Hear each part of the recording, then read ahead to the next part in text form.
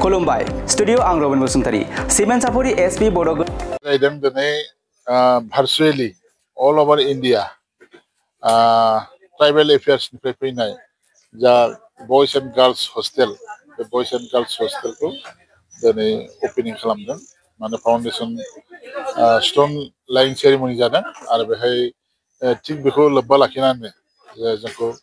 अफिसनिफ्राय बिथोन होनाय बायदिनो जोंबो दिनै BKWSनि गाहाय मावफुं सोद्रोमा मानगोनां मिहिनेश बसुमतारी सारखौ लिंहरनानै जोङो फाउन्डेसन लाइं दा सेरेमनि बे अपेनिं हाबाफारिखौ जों बिथांखौ लिंहरनानै जों जाफुंहोदों। दा गुबै बाथ्राया जाहैबाय जोंनि बे एसबि बड' जौसिन गेजेरारि फरायसालिनि मोनसे आंखाल जानानै दंमोन जा हस्टेल आरो हस्टेलखौ बे हस्टेलनि जा आंखाल बे हस्टेल आंखालखौ दिनै जोङो मोनजोब्बाय बा सुफुंबाय होननानै मोनसे गोजोननाय मोनदों। मानो होनना बुङोब्ला दा जोंनि बर' माहारिया ओरैनो गोग्लैसोना थानाय दा गोग्लैसोना थानाय माखासे हारि हिसाबै बा बर' हारिखौ गोग्लैसोना थानाय हिसाबै बा ट्राइबेलफोरनो जिहेथु गोग्लैसोनाय हारि होननानै बयबो मिथिखागौ आरो बे गोग्लैसोनाय हारिखौ सुबिदा होनो थाखायनो दिनै गभर्नमेन्टआ बा ट्राइबेल एफेयार्सनिफ्राय ट्राइबेल एरियाफोराव बेबायदि हस्टेल होनानै फरायनो खाबु होनाय मोनसे हाबाफारि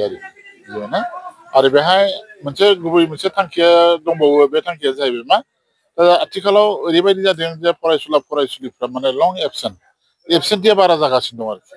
बे एबसेन्टिखौ बोरैहाय खम खालामनो हागोन बेबो मोनसे नोजोर माने NEP 2020नि जा थांखि बा जा स्किम बा जा आसनि बेबो मोनसे होनना बुंदों आरोखि दा बे थांखि बादियैनो जोंनि सारा नेसनेल लेभेलाव माने सारा भारतआवनो बे मोनसे आसनि लादों आरो आसनि लानानै गटे ट्राइबेल एरियाफ्राव बेबायदि मोनसे सुबिदाखौ होदों आरो हस्टेल होनानै गोग्लैसोना थानाय फरायसुला फरायसुलिफ्रा जाहाथे मोजाङै फरायनो खाबु मोनो मोजाङै थानानै जानानै फरायनो खाबु मोनो बे खाबुखौ होनो थाखायनो दिनै बे आसनिखौ लादों आरोखि ओरैनो दा 50 बेडेड होनना बुंदों हौवासाफोरनि थाखाय 50 आरो हिन्जावसाफोरनि थाखाय 50 आरो बेहाय जोंनाव दा 3.90 कौटि सेंसन होदों आरो बेयो बे माबानि 2026 गेजेरावनो बेखौ लुफुंगोन होनना बुंदों आरो 2026नि उनावनो बेहाय थानानै फरायसुला फरायसुलिफ्रा फरायनो हानाय मोनसे सुबिदा जागोन होननानै बुंदों आरोखि बे बेसे जाफुंसारगोन बेखौथ' जों बुंथ'हाला नङा होमबा दा बेखिनि थांखि आरोखि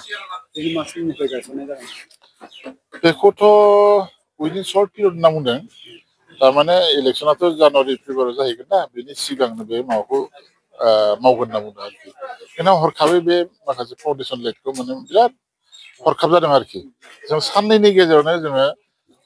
जायगा सेलेक्सन आरो